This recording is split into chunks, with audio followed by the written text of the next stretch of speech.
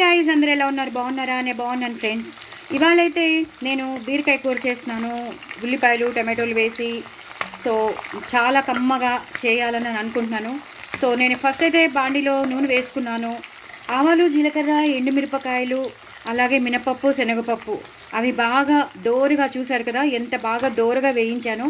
దోరగా వేయించేసుకున్నాక నేను పచ్చిమిరపకాయలు వేసుకున్నాను. అలాగే పచ్చిమిరపకాయల తర్వాత నేను ఉల్లిపాయలు వేసేస్తున్నాను. ఎక్కువ ఉల్లిపాయలు వేసుకోవాలి. కారం కూడా మనం చూసుకుని వేసుకోండి. నేను ఎండు కారం తక్కువ వేస్తాను, పచ్చిమిరపకాయలు ఎక్కువ వేసాను. మీ ఇష్టం, మీరు ఎండు కారం ఎక్కువ వేసుకోవాలన్నప్పుడు పచ్చిమిరపకాయలు తగ్గించుకోండి. నేను ఉల్లిపాయలు మాత్రం ఎక్కువ వేయాలని చెప్తున్నాను.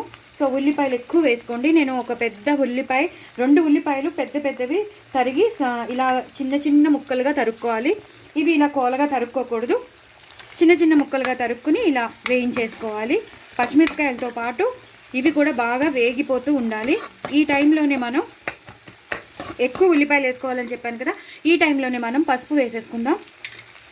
పసుపు వేసేసుకుని ఇలాగా వేయించేసుకోవాలి. ఇవి ఒక్కసారి ట్రాన్స్పరెంట్లోకి మారిపోయాక అప్పుడు మనం అల్లం వెల్లుల్లి పేస్ట్ అనేది వేద్దాం. సో ఒక్క నిమిషం మనం ఇలాగ వేయించాలి. ఒక 2 మినిట్స్లో ఇది బాగా వేగిపోతుంది. వేగిపోయాక మీకు మళ్ళీ చూపిస్తాను. చూసారు కదా బాగా వేగిపోయే. ఇప్పుడు నేను అల్లం వెల్లుల్లి పేస్ట్ వేసేసుకుంటాను. ఒక చిన్న స్పూన్తో అల్లం వెల్లుల్లి పేస్ట్ వేసేసుకుంటాను. సో దట్ మనకి ఫ్లేవర్ అనేది వచ్చేస్తుంది. ఇది మా ఇంట్లో చేసిన అల్లం వెల్లుల్లి పేస్ట్ కాబట్టి మంచి ఫ్లేవర్ ఉంటుంది. ఇంట్లో చేసుకున్నదైతే కొంచెం వేసినా చాలు ఫ్లేవర్ వచ్చేస్తుంది. ఇలాగా ఇలా బాగా ఫ్రై చేసేసుకోవాలి.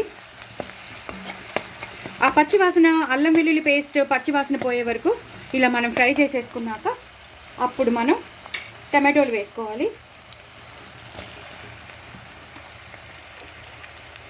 టమాటోలు నేను ఒక 2 టమాటోలు వేసుకున్నాను, మీడియం సైజ్వి. ఇవి ఇలాగా ఒక్కసారి కలిపేసుకోవాలి. ఇవి కూడా ఒక్కసారి మగ్గాలి. ఒక్కసారి మగ్గిపోయాక అప్పుడు మనం బీరకాయ ముక్కలు వేసుకుందాం. ఒక్కసారి మగ్గిపోయాక మీకు మళ్ళీ చూపిస్తాం. చూసారు కదండి, టమాటోలు కూడా బాగా మగ్గిపోయి ఒకసారి మనం ఇలా గరిటెతో ఇలా అనేసామనుకోండి, అవి గుజ్జు గుజ్జుగా వస్తుంది. మనకి ఆ టమాటోకి ఉన్న పులుపుదనం బాగా వస్తుంది. కూర కూడా చాలా టేస్టీగా ఉంటుంది. ఇప్పుడు మనం కొంచెం కరివేపాకు వేసేసుకుందాం. కరివేపాకు వేసేసుకుని ఇలాగా ఒక్కసారి కలిపేసేసి అప్పుడు మనం రెడీగా పెట్టుకున్న బీరకాయ ముక్కలు వేసేసుకుందాం. ఇలా సన్నగా తరిగి పెట్టుకోవాలి. నేను ఒక 1/2 కిలో కన్నా ఒక 1/2 ముక్క ఎక్కువ తీసుకున్నాను బీరకాయది. అవి వేసేస్తాను. అవి వేసేసి ఇలాగా కలిపేస్తాను. ఎన్నైతే తరిగి పెట్టుకున్నామో అన్నీ వేసేసాను నేను. ఇప్పుడు ఇలాగా కలిపేస్తాను. ఈ కలిపేసేటప్పుడే మనం ఆవాల మెంతుల పొడి కూడా వేసేసి కలిపేసామనుకోండి, అప్పుడు ఆవాల మెంతులు, రోస్టెడ్ ఆవాల మెంతులు ఫ్లేవర్ ఈ కూరకి బాగా పట్టేస్తుంది అన్నమాట. సో ఇప్పుడు మనం కొంచెం వాటర్ పోసుకోవచ్చు, కానీ ఇప్పుడే కాదు, ఒక్కసారి మగ్గాక అప్పుడు నేను వాటర్ పోస్తాను. చూసారు కదండి, దగ్గర పడుతోంది, కొంచెం సాఫ్ట్ అయ్యాయి. ఇప్పుడు మనం కొంచెం పంచదార వేసేసుకుందాం. పంచదార వేస్తే చాలా చాలా టేస్టీగా ఉంటుంది. అది మీ ఇష్టం అండి, ఎందుకంటే పాలు పోస్తాను కాబట్టి కొంచెం పంచదార, 1/2 స్పూన్ పంచదార వేస్తే బాగుంటుంది. ఇప్పుడు 1/2 గ్లాస్ వాటర్ వేసేస్తాను. 1/2 గ్లాస్ వాటర్ వేసేసి 1/2 స్పూన్ పంచదార వేసేసాను. ఇప్పుడు బాగా మగ్గనిద్దామండి. ఇప్పుడు ఇది బాగా ఈ టమాటోస్తో, ఉల్లిపాయలతో, ఈ పచ్చిమిరపకాయలతో బాగా మగ్గిపోతుంది. సో మగ్గిపోయాక కొంచెం దగ్గరగా వచ్చేస్తుంది. అప్పుడు నేను నెక్స్ట్ ప్రొసీజర్ మీకు చూపిస్తాను. చూసారు కదండి ఎంత బాగా ఉడికిపోయిందో. ప్రెషర్ ప్యాన్లో పెడితే తొందరగా ఉడికిపోతుంది, చాలా తొందరగా అయిపోతుంది. చాలా మంచిగా కూడా ఉడికిపోయింది. మ్యాషప్ చేసేసుకున్నాను చక్కగా. ఎక్కువ పాలు కూడా వేసుకున్నానని చెప్పాను కదా. ఇప్పుడు నేను దీన్ని పోపేసేస్తాను. పోపేసేటప్పుడు మీకు మళ్ళీ చూపిస్తాను. చూసారు కదండి, కూర బాగా ఉడికిపోయింది. ఉల్లిపాయలు టమాటోలతో పాటు బీరకాయ కూడా బాగా ఉడికిపోయింది. ఇప్పుడు మనం ధనియాలు, జీలకర్ర పొడి వేసేసుకుందాం. అందులోనే కొంచెం నేను సాంబార్ పొడి కూడా కలిపేశాను. సో ధనియాలు, జీలకర్ర పొడి, కొంచెం సాంబార్ పొడి, అలాగే నువ్వులు, గసగసాలు, కొంచెం అది గరం మసాలా, అవి కలిపిన పౌడర్. ఎక్కువ కాదు, కొంచెమే వేసుకోండి. నేను చూసారు కదా ఎంత తక్కువ వేసానో, లేకపోతే మొత్తం అంతా అది డామినేట్ చేసేస్తుంది.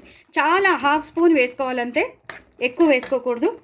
ఇప్పుడు కారం, రుచికి తగినంత కారం, ఎక్కువ వేసుకోకండి.